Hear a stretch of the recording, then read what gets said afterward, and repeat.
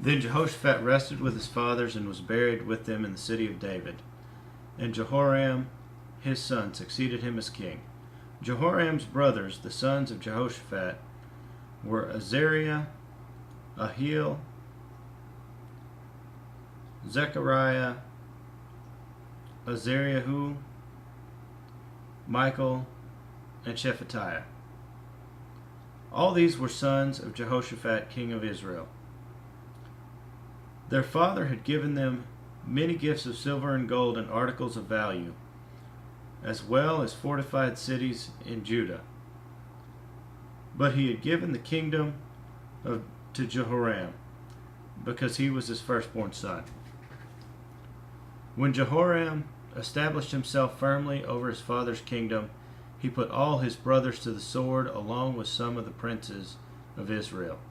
Jehoram was 32 years old when he became king, and he reigned in Jerusalem 8 years. He walked in the ways of the kings of Israel, as the house of Ahab had done, for he married a daughter of Ahab. He did evil in the eyes of the Lord. Nevertheless, because of the covenant the Lord had made with David, the Lord was not willing to destroy the house of David. He had promised to maintain a lamp for him and his descendants forever. In the time of Jehoram, Edom rebelled against Judah and set up its own king. So Jehoram went there with his officers and all his chariots. The Edomites surrounded him and his chariot commanders, but he rose up and broke through by night. To this day Edom has been in rebellion against Judah. Libnah revolted at the same time, because Jehoram had forsaken the Lord, the God of his fathers. He had also built high places on the hills of Judah, and had caused the people of Jerusalem to prostitute themselves, and had led Judah astray. Jehoram received a letter from Elijah the prophet, which said, "This is what the Lord, the God of your father David, says. You have not walked in the ways of your father Jehoshaphat, or of Asa king of Judah, but you have walked in the ways of the kings of Israel, and you have led Judah and the people of Jerusalem to prostitute themselves, just as the house of Ahab did. You have also murdered your own brothers, members of your father's house, men who were better than you.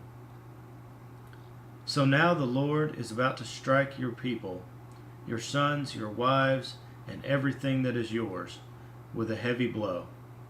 You yourself will be very ill with a lingering disease of the bowels, until the disease causes your bowels to come out." The Lord aroused against Jehoram the hostility of the Philistines and of the Arabs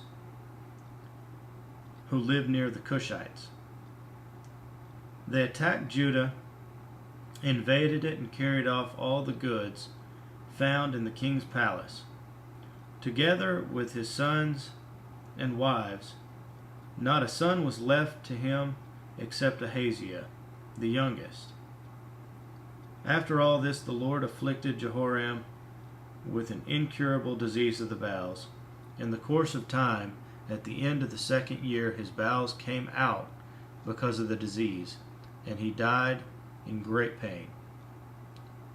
His people made no fire in his honor, as they had for his fathers. Jehoram was 32 years old when he became king, and he reigned in Jerusalem 8 years. He passed away to no one's regret, and was buried in the city of David, but not in the tombs of the kings.